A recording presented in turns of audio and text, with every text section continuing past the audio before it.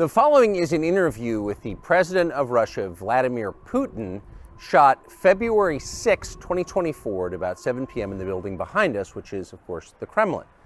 The interview, as you will see if you watch it, is primarily about the war in progress, the war in Ukraine, how it started, what's happening, and most pressingly, how it might end. One note before you watch. At the beginning of the interview, we asked the most obvious question, which is, why did you do this? Did you feel a threat, an imminent physical threat? And that's your justification. And the answer we got shocked us. Putin went on for a very long time, probably half an hour, about the history of Russia going back to the 8th century.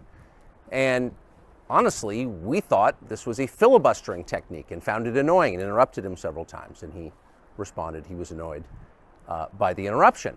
But we concluded in the end, for what it's worth, that it was not a filibustering technique. There was no time limit on the interview. We ended it after more than 2 hours. Instead, what you're about to see seemed to us sincere, whether you agree with it or not. Vladimir Putin believes that Russia has a historic claim to parts of Western Ukraine. So our opinion would be to view it in that light, as a sincere expression of what he thinks. And with that, here it is. Mr. President, thank you. On February 22nd, 2022, you addressed your country in a nationwide address when the conflict in Ukraine started. And you said that you were acting because you had come to the conclusion that the United States, through NATO, might initiate a, quote, surprise attack on our country. And to American ears, that sounds paranoid. Tell us why you believe the United States might strike Russia out of the blue. How did you conclude that? It's not that America, the United States, was going to launch a surprise strike on Russia. I didn't say that. Are we having a talk show or a serious conversation? Here's the quote. Thank you. It's a formidable serious talk. Because your basic education is in history, as far as I understand. Yes. So if you don't mind, I will take only 30 seconds or 1 minute to give you a short reference to history for giving you a little historical background. Please. Let's look where our relationship with Ukraine started from. Where did Ukraine come from? The Russian state started gathering itself as a centralized statehood, and it is considered to be the year of the establishment of the Russian state in 862, when the townspeople of Novgorod invited a Varangian prince, Rurik, from Scandinavia to reign. In 1862, Russia celebrated the 1000th anniversary of its statehood. And in Novgorod, there is a memorial dedicated to the 1000th anniversary of the country. In 882, Rurik's successor, Prince Oleg, who was actually playing the role of regent at Rurik's younger son, because Rurik had died by that time, came to Kiev.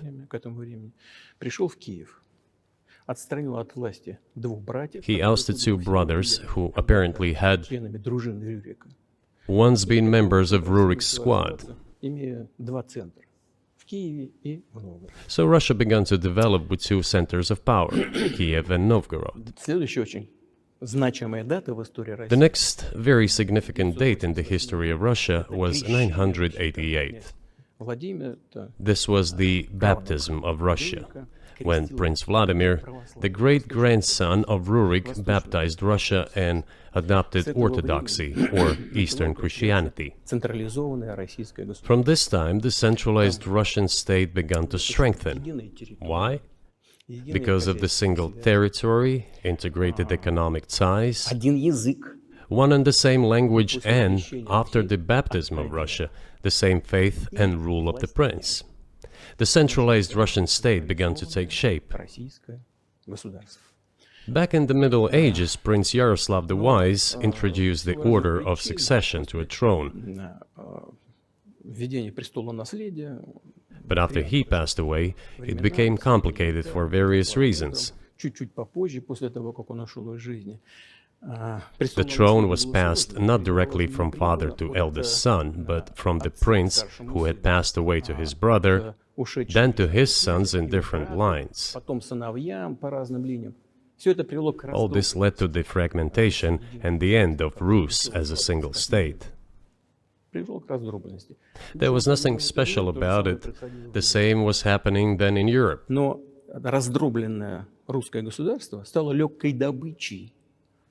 But the fragmented Russian state became an easy prey to the empire created earlier by Genghis Khan. His successors, namely Batu Khan, came to Rus, plundered and ruined nearly all the cities. The southern part, including Kiev, by the way, and some other cities, simply lost independence, while northern cities preserved some of their sovereignty. They had to pay tribute to the horde, but they managed to preserve some part of their sovereignty. And then a unified Russian state began to take shape with its center in Moscow. The southern part of Russian lands, including Kiev, began to gradually gravitate towards another magnet, the center that was emerging in Europe. This was the Grand Duchy of Lithuania. It was even called the Lithuanian-Russian Duchy, because Russians were a significant part of this population. They spoke the old Russian language and were Orthodox. But then there was a unification, the union of the Grand Duchy of Lithuania and the Kingdom of Poland. A few years later, another union was signed, but this time already in the religious sphere.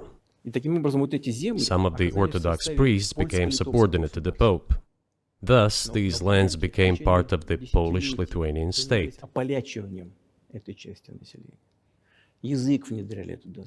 During decades, the Poles were engaged in Polonization of this part of the population. They introduced their language there, tried to entrench the idea that this population was not exactly Russians, that because they lived on the fringe, they were Ukrainians. Originally, the word Ukrainian meant that a person was living on the outskirts of the state, along the fringes, or was engaged in a border patrol service. It didn't mean any particular ethnic group. So the Poles were trying to, in every possible way, to colonize this part of the Russian lands, and actually treated it rather harshly, not to say cruelly. All that led to the fact that this part of the Russian lands began to struggle for their rights. They wrote letters to Warsaw demanding that their rights be observed and people be commissioned here, including to Kiev. I beg your pardon, can you tell us what period? I'm losing track of where in history we are.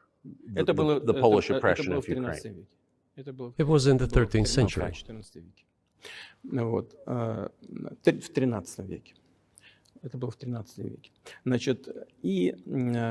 Now I will tell you what happened later and give the dates so that there is no confusion. And in 1654, even a bit earlier, the people who were in control of the authority over that part of the Russian lands addressed Warsaw, I repeat, demanding that they send them to rulers of Russian origin and Orthodox faith. When Warsaw did not answer them, and in fact rejected their demands, they turned to Moscow, so that Moscow took them away. So that you don't think that I'm inventing things, I'll give you these documents. Well, it doesn't sound like you're inventing it. I'm not sure why it's relevant to what happened 2 years ago. But still, these are documents from the archives, copies.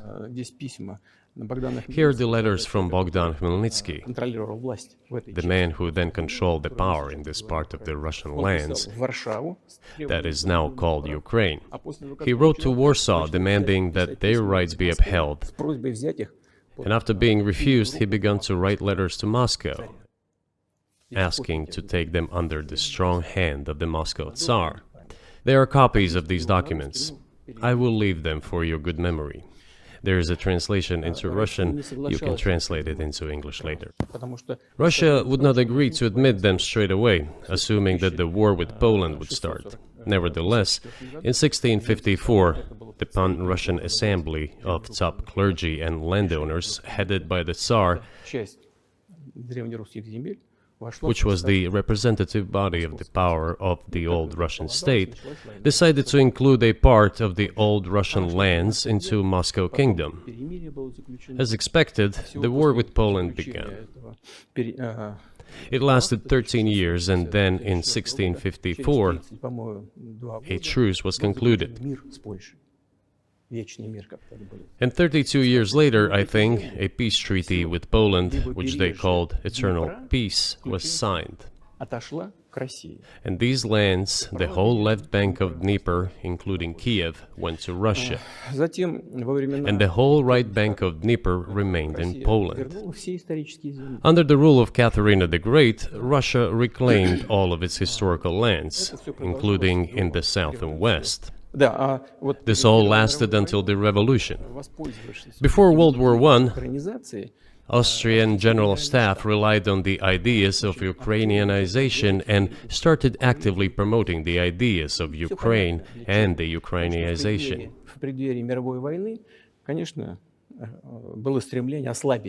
Their motive was obvious. Just before World War I, they wanted to weaken the potential enemy and secure themselves favorable conditions in the border area. So the idea which had emerged in Poland that people residing in that territory were allegedly not really Russians, but rather belonged to a special ethnic group, Ukrainians, started being propagated by the Austrian General Staff. As far back as the 19th century, theorists calling for Ukrainian independence appeared. All those, however, claimed that Ukraine should have a very good relationship with Russia. They insisted on that. After the 1917 revolution, the Bolsheviks sought to restore the statehood, and the civil war began, including the hostilities with Poland. In 1921, peace with Poland was proclaimed, and under that treaty, the right bank of Dnieper River once again was given back to Poland. In 1939, after Poland cooperated with Hitler,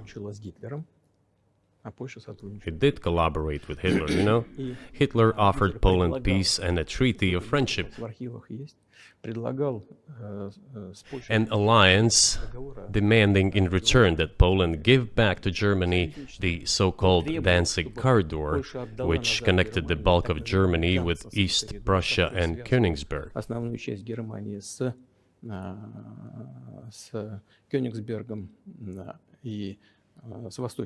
After World War I, this territory was transferred to Poland, and instead of Danzig, a city of Gdansk emerged. Hitler asked them to give it amicably, but they refused. Of course. Still, they collaborated with Hitler and engaged together in the partitioning of Czechoslovakia. But may I ask you, you're making the case that Ukraine, certainly parts of Ukraine, Eastern Ukraine, is in effect Russia, has been for hundreds of years.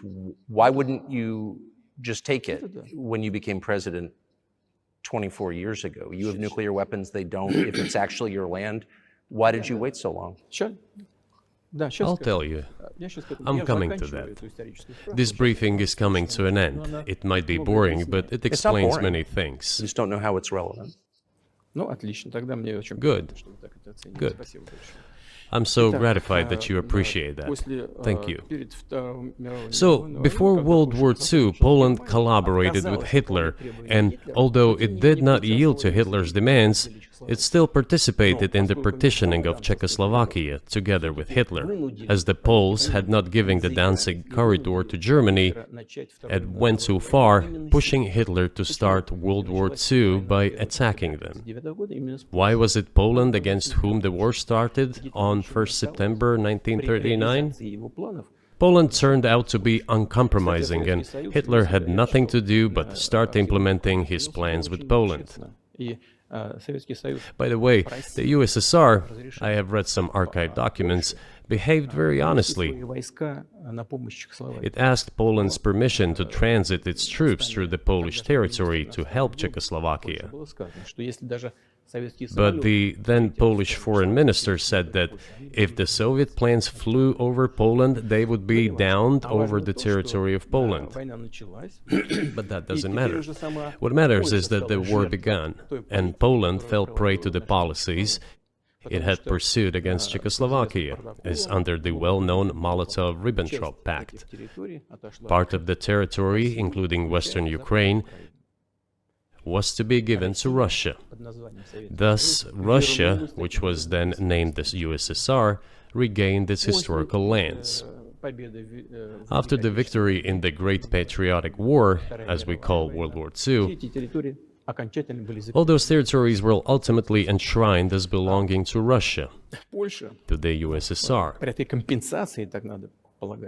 As for Poland, it received, apparently in compensation, the lands which had originally been German. The eastern parts of Germany, these are now western lands of Poland. Of course, Poland regained access to the Baltic Sea and Danzig, which was once again given its Polish name. So this was how this situation developed. In 1922, when the USSR was being established, the Bolsheviks started building the USSR and established the Soviet Ukraine, which had never existed before. Right.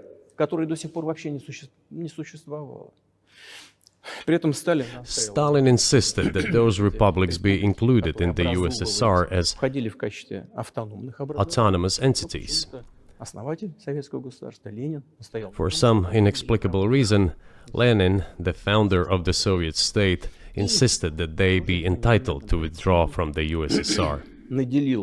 And again, for some unknown reasons, he transferred to that newly established Soviet Republic of Ukraine some of the lands together with people living there, even though those lands had never been called Ukraine, and yet they were made part of that Soviet Republic of Ukraine. Those lands included the Black Sea region, which was received under Catherine the Great, and which had no historical connection with Ukraine whatsoever.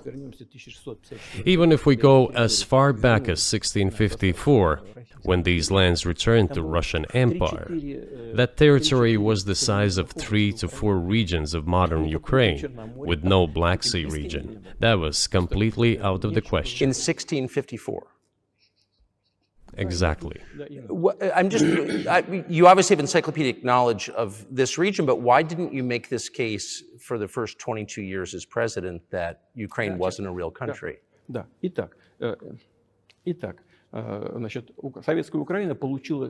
The Soviet Union was given a great deal of territory that had never belonged to it, including the Black Sea region. At some point, when Russia received them as an outcome of the Russo-Turkish Wars, they were called New Russia or Novorossiya. But that does not matter. What matters is that Lenin, the founder of the Soviet state, established Ukraine that way. For decades, the Ukrainian Soviet Republic developed as part of the USSR. And for unknown reasons again, the Bolsheviks were engaged in Ukrainianization. It was not merely because the Soviet leadership was composed to a great extent of those originating from Ukraine. Rather, it was explained by the general policy of indigenization pursued by the Soviet Union. Same things were done in other Soviet republics. This involved promoting national languages and national cultures, which is not bad in principle. That is how the Soviet Ukraine was created. After the World War II, Ukraine received, in addition to the lands that had belonged to Poland before the war, part of the lands that had previously belonged to Hungary and Romania. So Romania and Hungary had some of their lands taken away and given to the Soviet Ukraine, and they still remain part of Ukraine. So in this sense, we have every reason to affirm that Ukraine is an artificial state that was shaped at Stalin's will. Do you believe Hungary has a right to take its land back from Ukraine, and that other nations have a right to go back to their 1654 borders?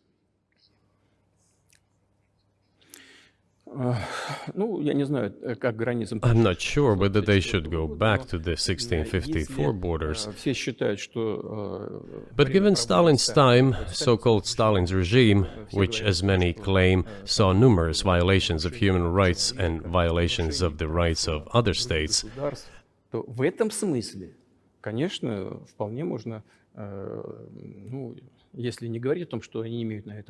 one may say that they could claim back those lands of theirs while having no right to do that.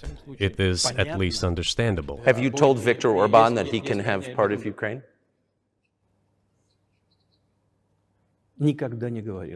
Never. I have never told him, not a single time. We have not even had any conversation on that, but I actually know for sure that Hungarians who live there wanted to get back to their historical land. Moreover, I would like to share a very interesting story with you. I digress, it's a personal one. Somewhere in the early 80s, I went on a road trip in a car from then Leningrad across the Soviet Union through Kiev. Made a stop in Kiev and then went to western Ukraine. I went to the town of Beregovoye, and all the names of towns and villages there were in Russian and in a language I did not understand, in Hungarian. In Russian and in Hungarian. Not in Ukrainian, in Russian and in Hungarian. I was driving through some kind of village and there were men sitting next to the houses and they were wearing black three-piece suits and black cylinder hats. I asked, are they some kind of entertainers? I was told, no, they were not entertainers, they're Hungarians. I said, what are they doing here? What do you mean? This is their land, they live here. This was during the Soviet time in the 1980s. They preserved the Hungarian language, Hungarian names, and all their national costumes. They are Hungarians and they feel themselves to be Hungarians. And of course, when now there is an infringement... Well, that is... And there's a lot of that, though. I think many nations, they're upset about Transylvania as well, as you obviously know. But many nations feel frustrated by the redrawn borders of the wars of the 20th century, and wars going back 1,000 years, the ones that you mentioned.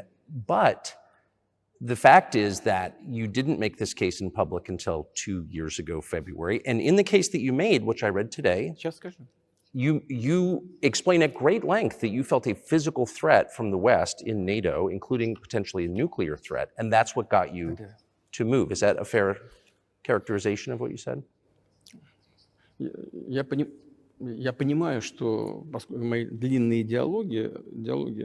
I understand that my long speeches probably fall outside of the genre of the interview. That is why I asked you at the beginning, are we going to have a serious talk or a show? You said a serious talk, so bear with me, please. We're coming to the point where the Soviet Ukraine was established. Then, in 1991, the Soviet Union collapsed, and everything that Russia had generously bestowed on Ukraine was dragged away by the latter. I'm coming to a very important point of today's agenda. Thank you. After all, the collapse of the Soviet Union was effectively initiated by the Russian leadership. I do not understand what the Russian leadership was guided by at the time, but I suspect there were several reasons to think everything would be fine.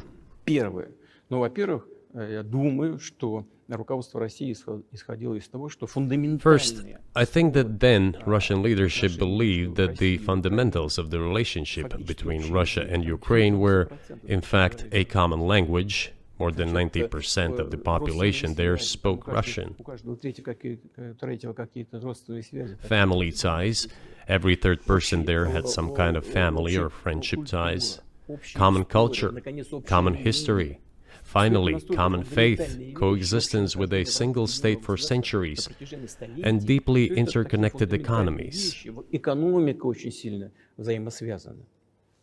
All of these were so fundamental. All these elements together make our good relationships inevitable. The second point is a very important one. I want you, as an American citizen, and your viewers to hear about this as well. The former Russian leadership assumed that the Soviet Union had ceased to exist, and therefore there were no longer any ideological dividing lines. Russia even agreed voluntarily and proactively to the collapse of the Soviet Union, and believed that this would be understood by the so-called civilized West as an invitation for cooperation and association. That is what Russia was expecting, both from the United States and the so-called collective West as a whole. There were smart people, including in Germany, Egon Bahr, a major politician of the Social Democratic Party, who insisted in his personal conversations with the Soviet leadership on the brink of the collapse of the Soviet Union that a new security system should be established in Europe. Help should be given to unify Germany, but a new system should be also established to include the United States, Canada, Russia, and other Central European countries. Yes. But NATO needs not to expand. That's what he said. If NATO expands, everything would be just the same as during the Cold War, only closer to Russia's borders. That's all. He was a wise old man, but no one listened to him. In fact, he got angry once. If, he said, you don't listen to me, I'm never setting my foot in Moscow once again. Everything happened just as he had said.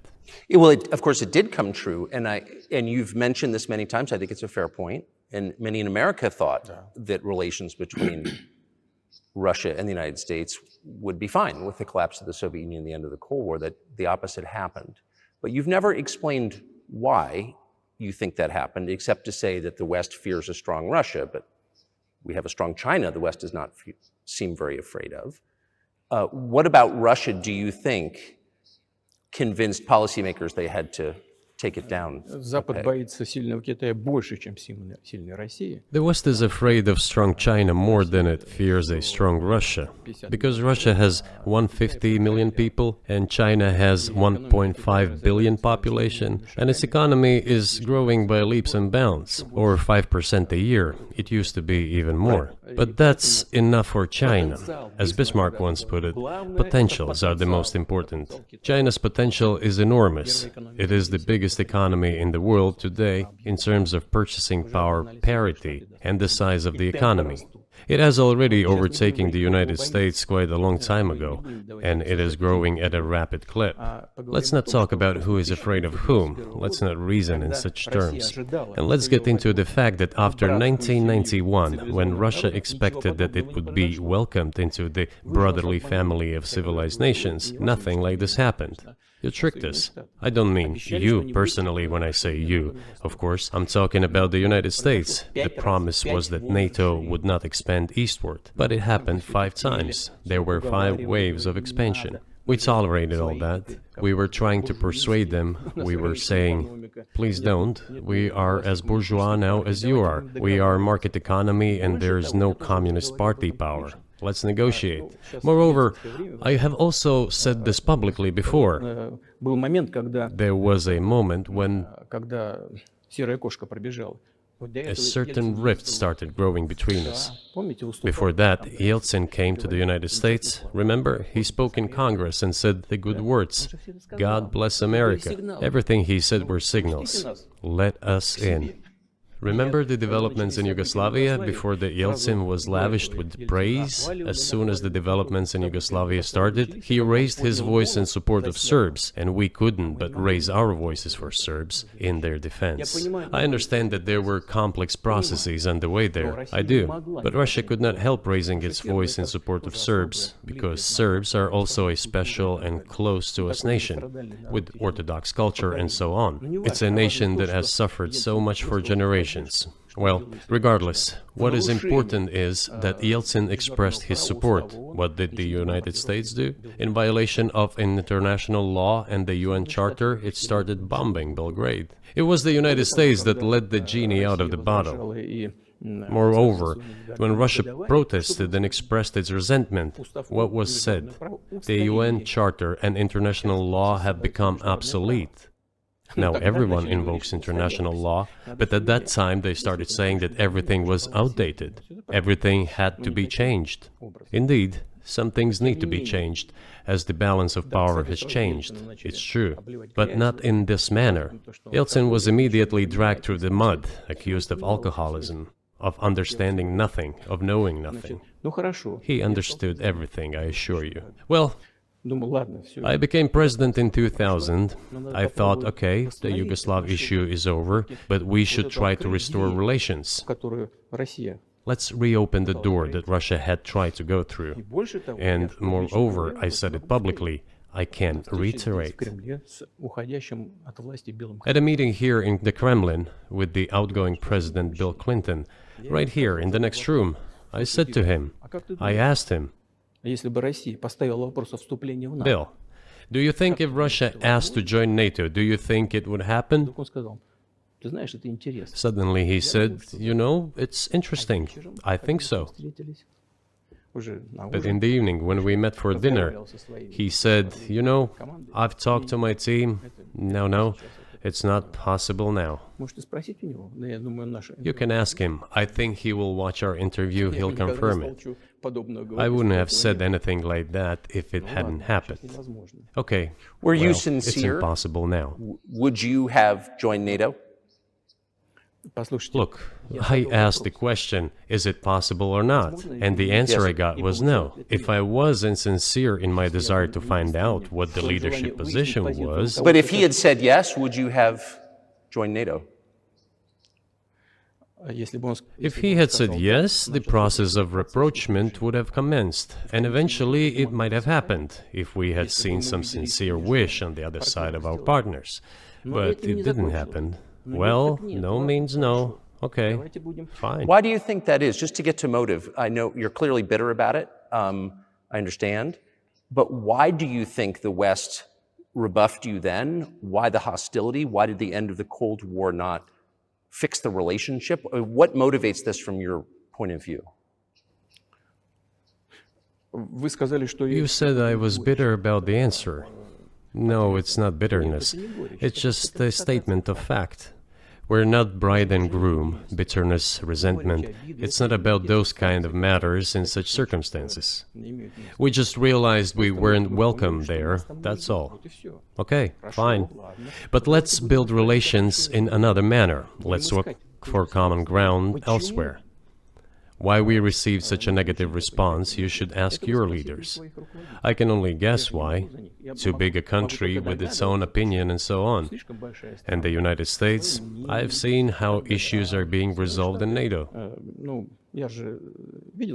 I will give you another example now concerning Ukraine. The US leadership exerts pressure, and all NATO members obediently vote, even if they do not like something.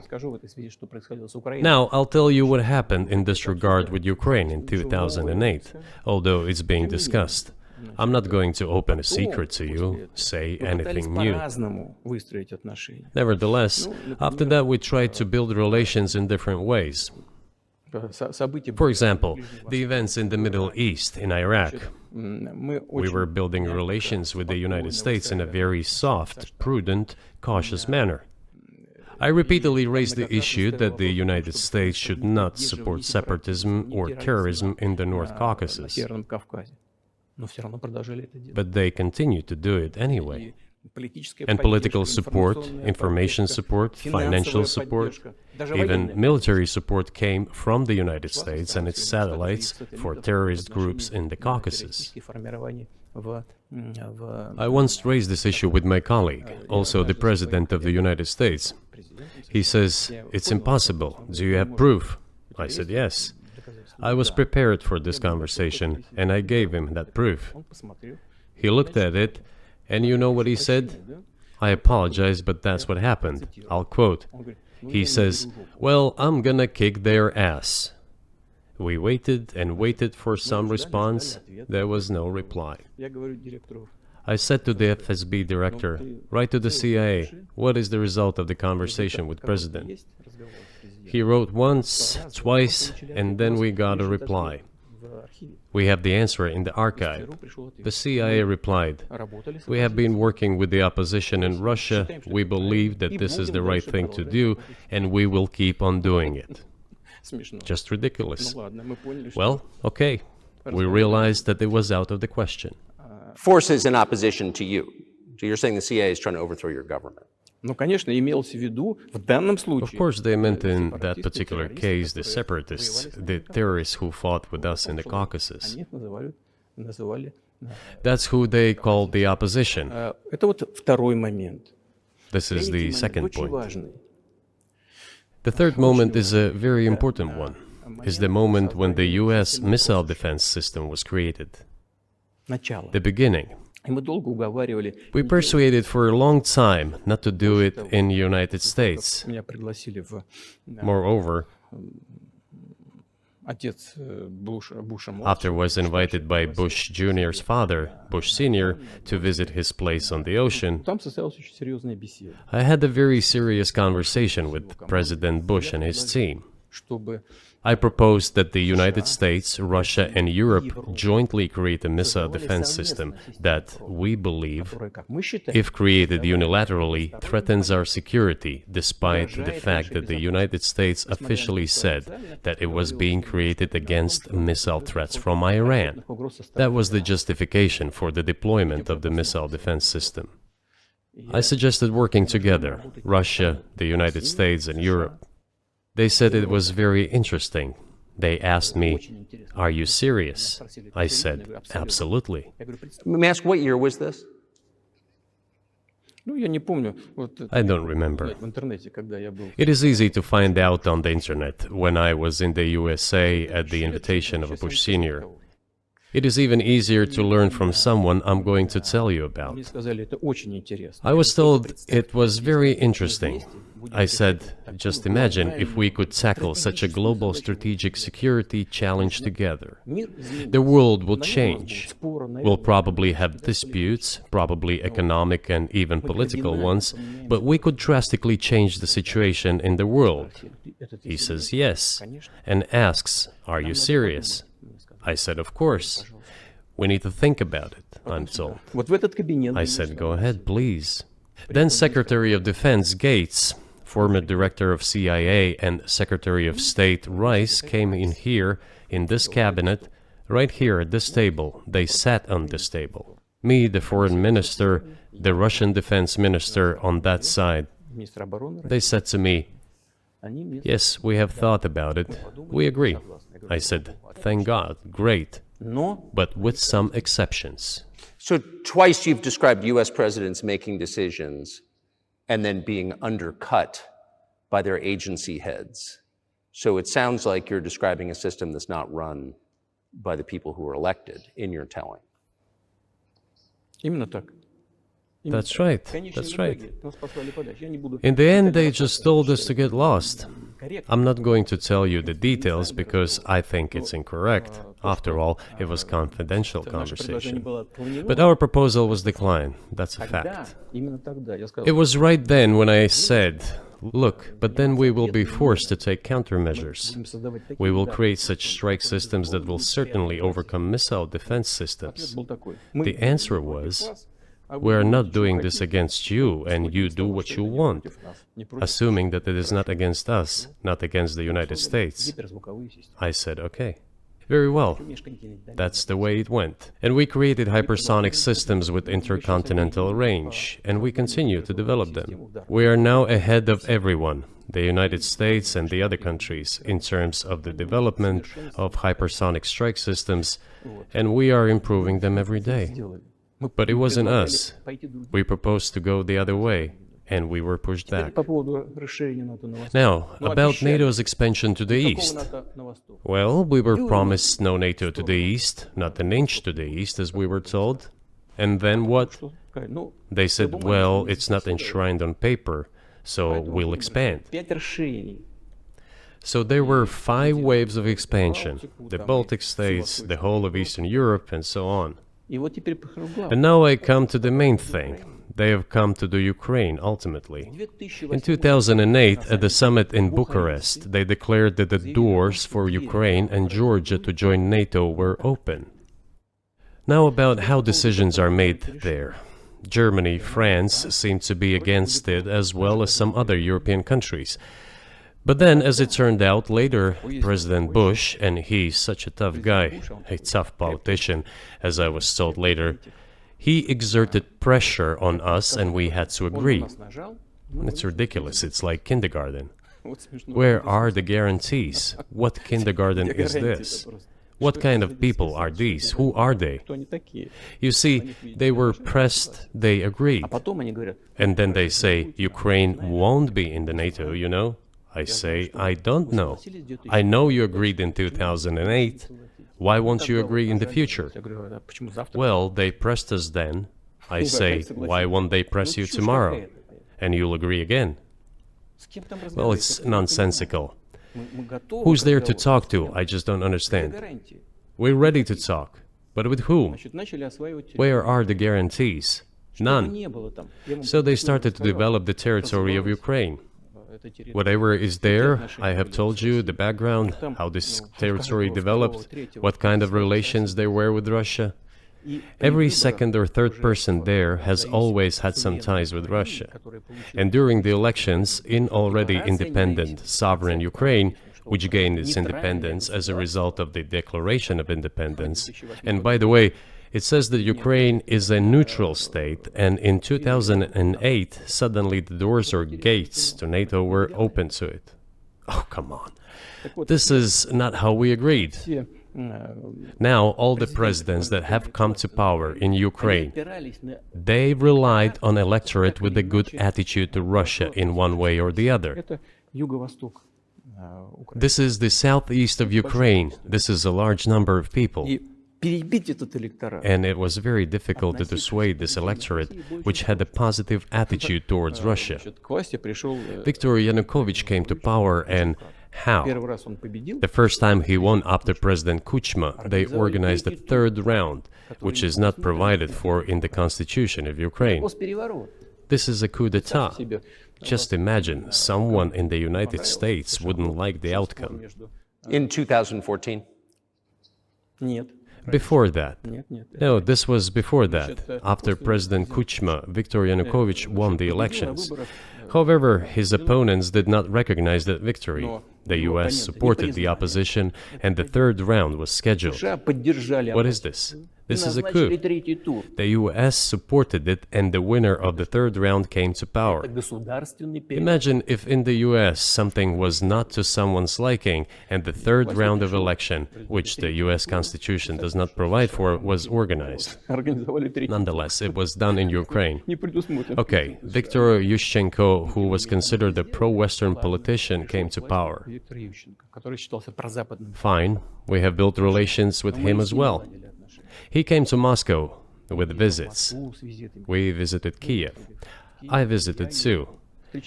We met in an informal setting. If he's pro-Western, so be it. It's fine. Let people do their job. The situation should have developed inside the independent Ukraine itself. As a result of Kuchma's leadership, things got worse and Viktor Yanukovych came to power after all. Maybe he wasn't the best president and politician, I don't know. I don't want to give assessments. However, the issue of the association with the EU came up.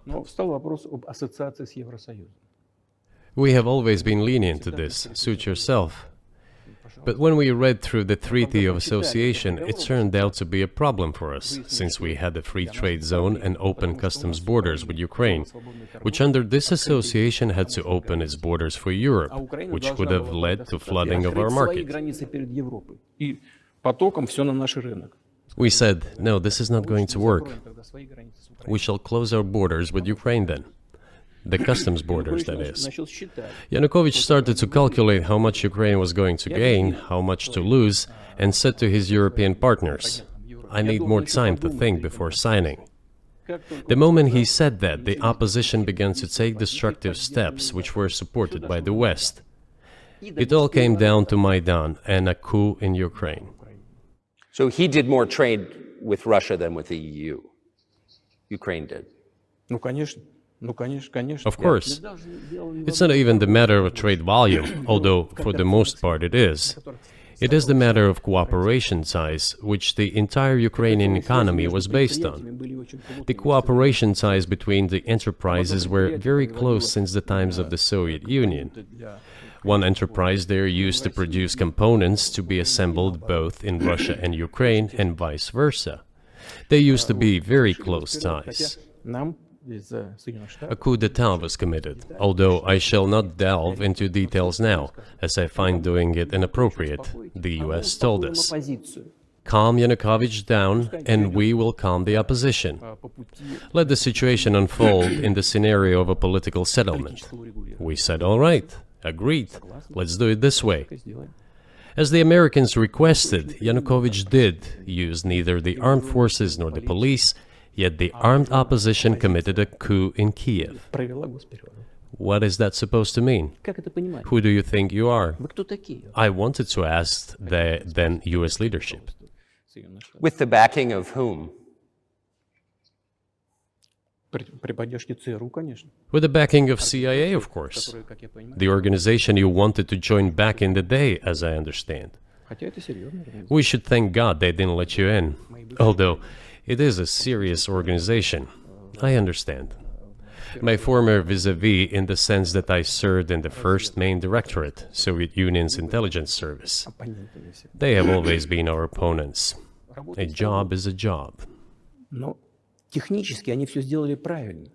Technically, they did everything right. They achieved their goal of changing the government. However, from political standpoint, it was a colossal mistake. Surely it was political leadership's miscalculation. They should have seen what it would evolve into. So, in 2008, the doors of NATO were opened for Ukraine.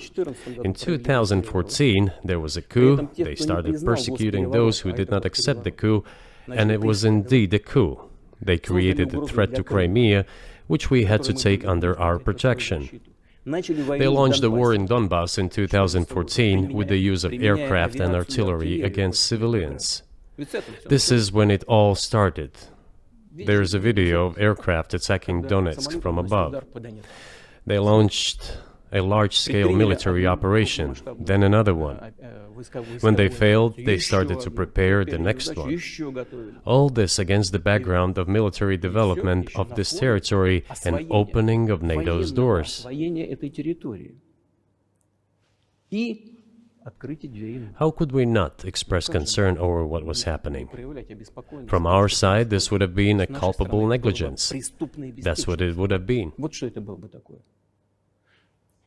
It's just that the US political leadership pushed us to the line we could not cross, because doing so could have ruined Russia itself.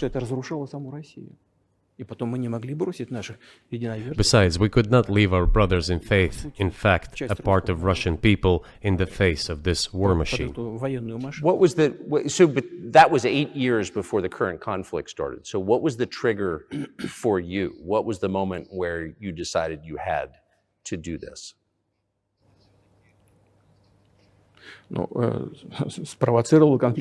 Initially, it was the coup in Ukraine that provoked the conflict. By the way, back then the representatives of 3 European countries, Germany, Poland and France, arrived. They were the guarantors of the signed agreement between the government of Yanukovych and the opposition. They signed it as guarantors. Despite that, the opposition committed a coup, and all these countries pretended that they didn't remember that they were guarantors of the peaceful settlement. They just threw it in the stove right away, and nobody recalls that. I don't know if the US know anything about the agreement between the opposition and the authorities, and its three guarantors who, instead of bringing this whole situation back in the political field, supported the coup. Although it was meaningless, believe me. Because President Yanukovych agreed to all conditions, he was ready to hold an early election which he had no chance of winning, frankly speaking. Everyone knew that. Then why the coup? Why the victims? Why threatening Crimea? Why launching an operation in Donbass? This I do not understand. That is exactly what the miscalculation is. CIA did its job to complete the coup. I think one of the deputy secretaries of state said that it cost a large sum of money, almost 5 billion. But the political mistake was colossal. Why would they have to do that? All this could have been done legally, without victims, without military action, without losing Crimea. We would have never considered to even lift a finger if it hadn't been for the bloody developments on Maidan. Because we agreed with the fact that after the collapse of the Soviet Union, our borders should be along the borders of former Union's republics. We agreed to that. But we never agreed to NATO's expansion, and moreover, we never agreed that Ukraine would be in NATO. We did not agree to NATO bases there without any discussion with us. For decades, we kept asking, don't do this, don't do that. And what triggered the latest events? Firstly, the current Ukrainian leadership declared that it would not implement the Minsk agreements, which had been signed, as you know, after the events of 2014 in Minsk, where the plan of peaceful settlement in Donbass was set forth. But no, the current Ukrainian leadership, foreign minister, all other officials, and then president himself said that they don't like anything about the Minsk agreements. In other words, they were not going to implement it. A year or a year and a half ago, former leaders of Germany and France said openly to the whole world that they indeed signed the Minsk agreements, but they never intended to implement them. They simply led us by the nose. Was there anyone for you to talk to? Did you call a U.S. President's Secretary of State and say, if you keep militarizing Ukraine with NATO forces, this is going to be we're going to act?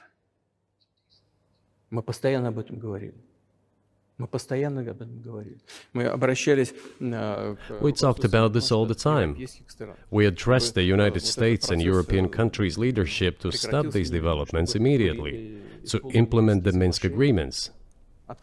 Frankly speaking, I didn't know how we were going to do this, but I was ready to implement them.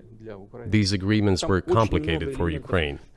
They included lots of elements of those Donbass territories' independence. That's true. However, I was absolutely confident, and I'm saying this to you now. I honestly believe that if we managed to convince the residents of Donbass, and we had to work hard to convince them to return to the Ukrainian statehood, then gradually the wounds would start to heal. When this part of territory reintegrated itself into common social environment, when the pensions and social benefits were paid again, all the pieces would gradually fall into place. No, nobody wanted that. Everybody wanted to resolve the issue by military force only. But we could not let that happen. And the situation got to the point when the Ukrainian side announced, no, we will not do anything. They also started preparing for military action. It was they who started the war in 2014. Our goal is to stop this war. And we did not start this war in 2022. This is an attempt to stop it. Do you think you've stopped it now? I mean, have you achieved your aims? No, we haven't achieved our aims yet, because one of them is denazification. This means the prohibition of all kinds of neo-Nazi movements. This is one of the problems that we discussed during the negotiation process, which ended in Istanbul early this year.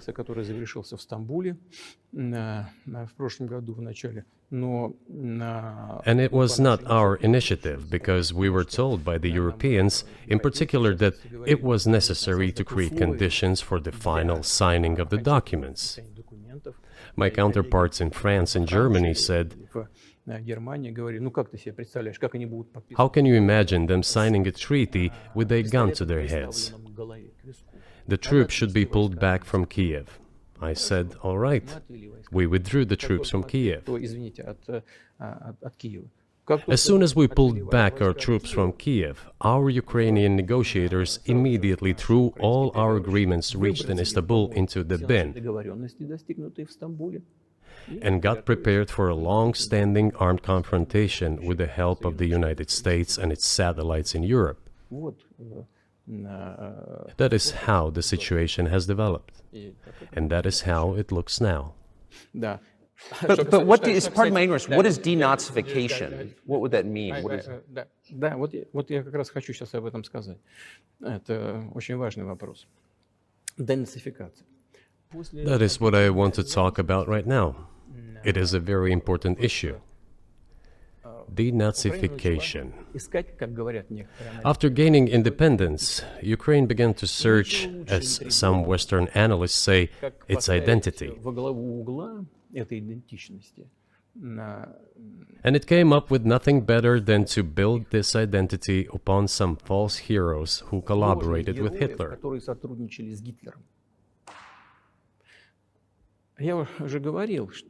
I have already said that in the early 19th century, when the theorists of independence and sovereignty of Ukraine appeared, they assumed that an independent Ukraine should have very good relations with Russia.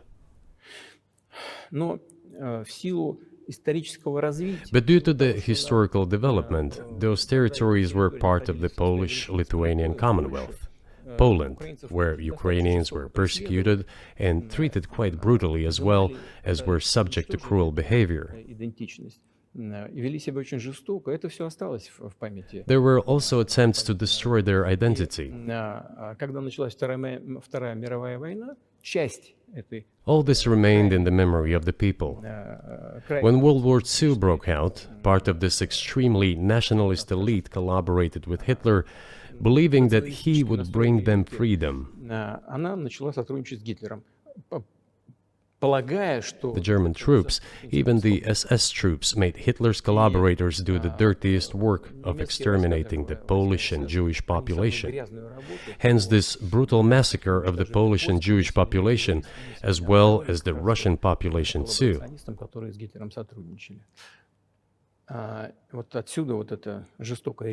This was led by the persons who are well known, Bandera, Shukevich. It was those people who were made national heroes. That is the problem.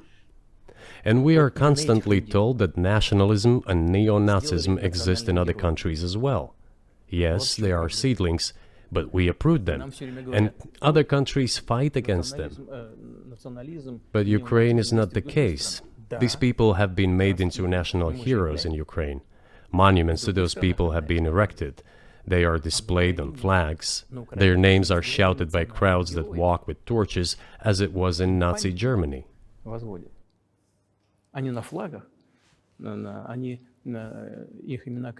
These were people who exterminated Poles, Jews, and Russians.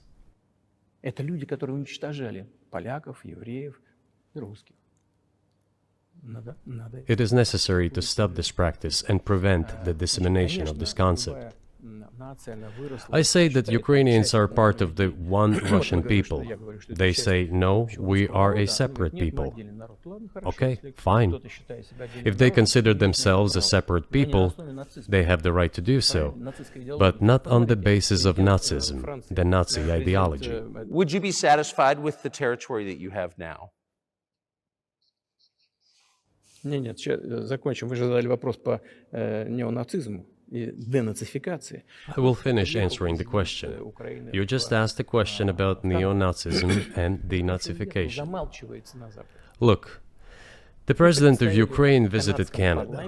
This story is well known, but being silenced in the Western countries. Спикер парламента. The Canadian Parliament introduced a man who, as the Speaker of the Parliament said, fought against the Russians during the World War II. Well, who fought against the Russians during the World War II? Hitler and his accomplices. It turned out that this man served in the SS troops.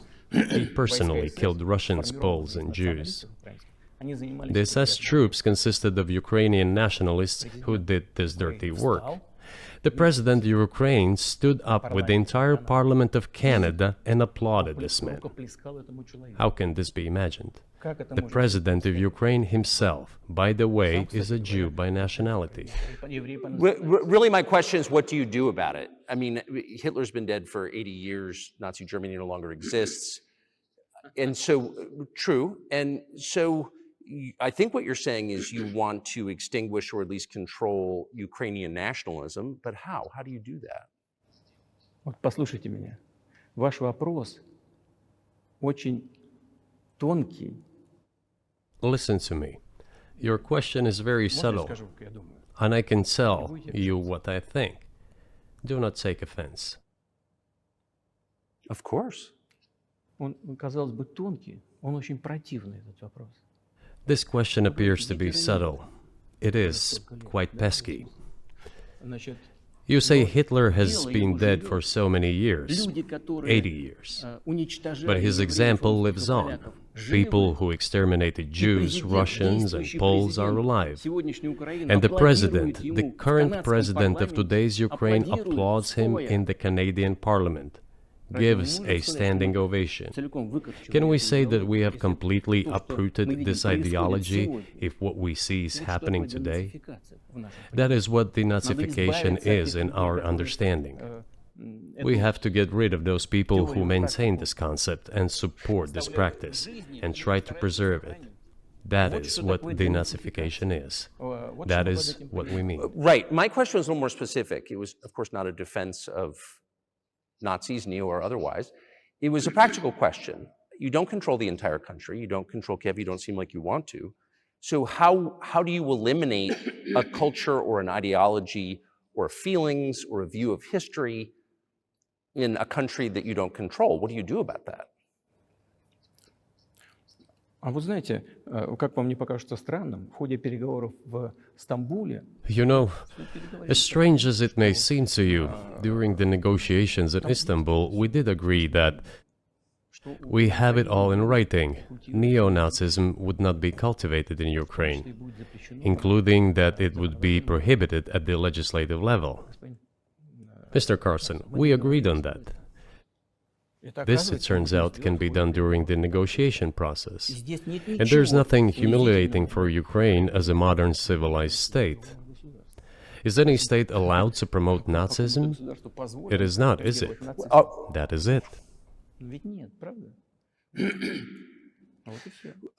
Will there be talks, and why haven't there been talks about resolving the conflict in Ukraine, peace talks?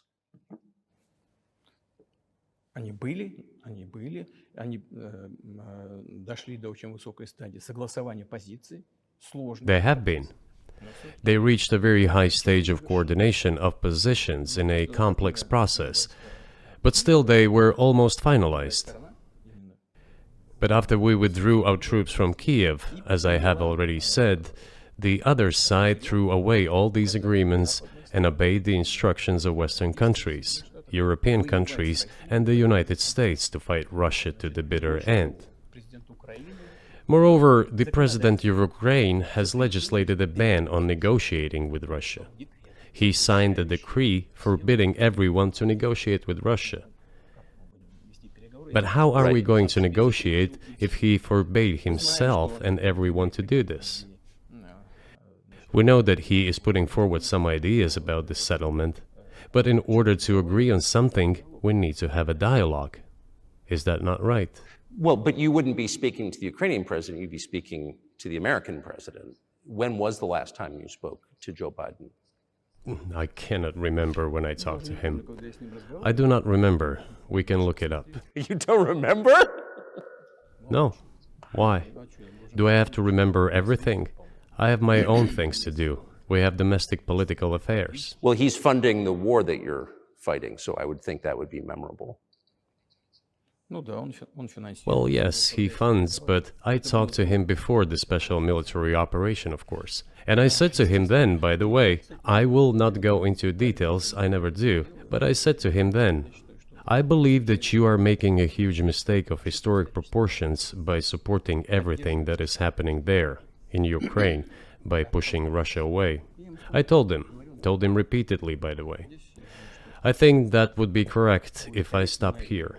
What did he say? Ask him, please. It is easier for you. You are a citizen of the United States. Go and ask him. It is not appropriate for me to comment on our conversation. But you haven't spoken to him since before February of 2022?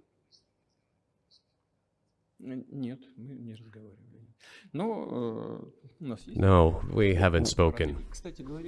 Certain contacts are being maintained, though. Speaking of which, do you remember what I told you about my proposal to work together on a missile defense system? Yes. You can ask all of them. All of them are safe and sound, thank God. The former president, Condoleezza, is safe and sound, and I think Mr. Gates and the current director of the intelligence agency, Mr. Burns, the then ambassador to Russia, in my opinion, are very successful ambassador. They were all witnesses to these conversations. Ask them. Same here. If you are interested in what Mr. President Biden responded to me, ask him. At any rate, I talked to him about it. I'm definitely interested, but from the outside, it seems like this could devolve or evolve into something that brings the entire world into conflict and could initiate a nuclear launch. And so why don't you just call Biden and say, let's work this out?